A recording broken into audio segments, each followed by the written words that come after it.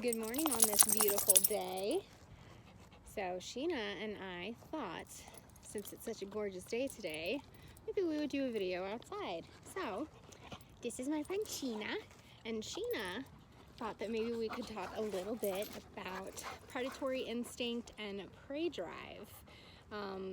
Get a lot of questions about this. So what is prey drive exactly? So prey drive is something that is instinctual and built into dogs. It's a survival mechanism. So that's why some dogs are super obsessed with any sort of little critter or any sort of fast movement. So prey drive can also manifest itself in dogs that might chase fast moving objects. So that could be cars, scooters, bikes, runners, strollers, skateboarders, rollerbladers, anything like that, because what the fast movement does is it triggers that ingrained instinctual predatory instinct that was for survival for dogs. So in order for them to survive, they had to figure out how to engage and chase with things that move. So Sheena here could give two craps about mini critters. So Sheena, what don't you give a crap about? So squirrels most of the time. Birds. What else? She doesn't really have an issue with movement or anything like that. Ooh, prairie dogs. There are a lot of prairie dogs around where Miss Sheena lives. She's just rolling around having a great day. Where Miss Sheena lives. But Sheena's kryptonite, and the one thing that she struggles with the most are what? Should we say the word? It's bunnies. So rabbits are her kryptonite. So, and that is actually how it manifests itself in many dogs. So you do have some dogs that will pretty much chase anything that moves. And then you have some dogs where you could plunk a nice fat prairie dog or a nice fat goose right down next to them, and they're like, whatever. But they see a bunny and that's their thing. Or for some dogs, it could be squirrels. So the predatory sequence flows in a certain way. What do they say in TV and film? Never work with dogs or kids. All right, predatory sequence, guys, let's get it. All right, so there's typically a motor pattern that dogs will follow in the predatory sequence where each stage of the sequence triggers the next stage in the sequence.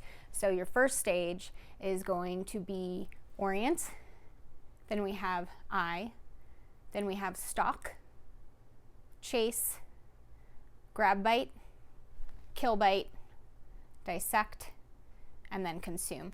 Or if it's easier for you to remember it, it can also go as see, chase, bite, kill. So that's another way to remember it a little bit easier. So a lot of dogs have been bred to complete the full sequence. So a lot of the terrier breeds, this was actually their job, was to go and ferret out little animals from their burrows and actually kill them. So I like to think of rat terriers. So do you guys know why the rat terrier has the name rat terrier? So one, it's a terrier type of dog, but the rat comes from what the dog was actually bred to do, which was to flush out and kill rats, hence you have rat terrier. So there are other types of dogs. So a lot of your herding breeds, so your border collies, Australian shepherds, kelpies, things of that nature who actually herd and gather livestock.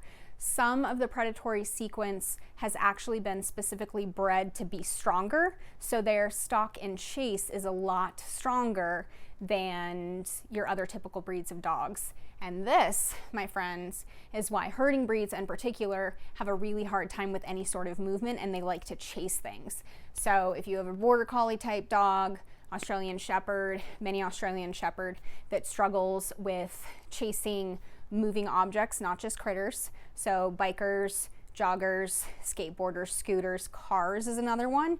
That's part of the predatory sequence. So there's parts of the predatory sequence for those specific breeds of dogs that are stronger, but there's also parts of the predatory sequence that have been inhibited. So they don't actually complete the full cycle. So they have a really good stalk, chase, and grab bite if they need to. Say if there's, you know, a stray livestock that is not staying with the herd, they might have to grab them.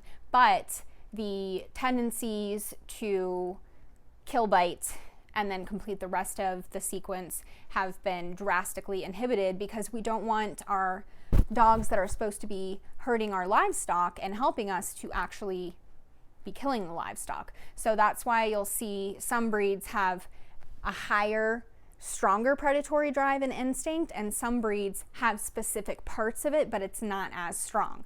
So there are definitely ways that we can work on this. Since it's instinctual, it's not something that we can train out of dogs completely, but I will do another video that will cover some tips, tricks, and techniques and things that we can do so we can make sure that our dogs are not getting into the predatory sequence over and over and over and over and over.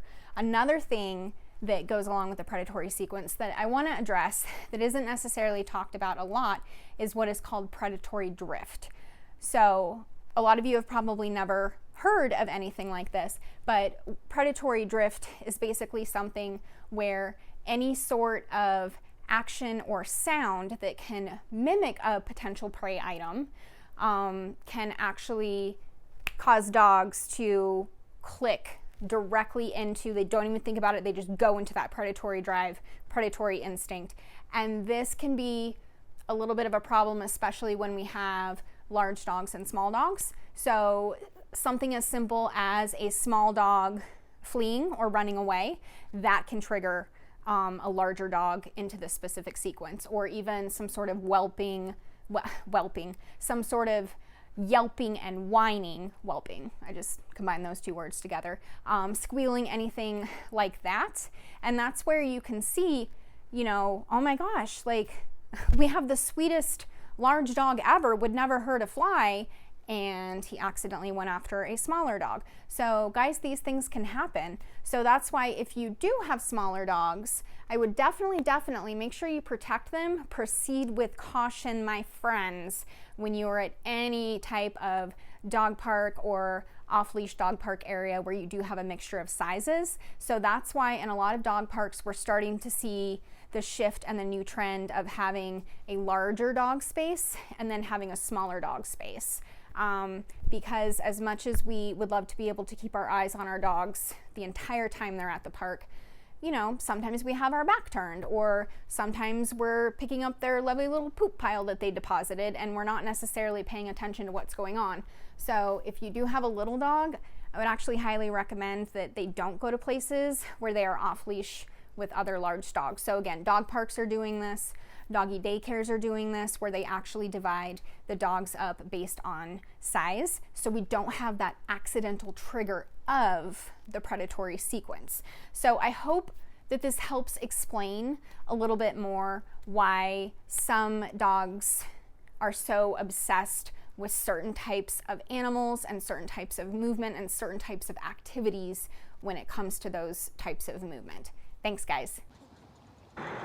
Koa is a herding breed mix, and you can see here that the first part of the sequence is very strong, but the remainder of the sequence is very weak and is actually not completed at all.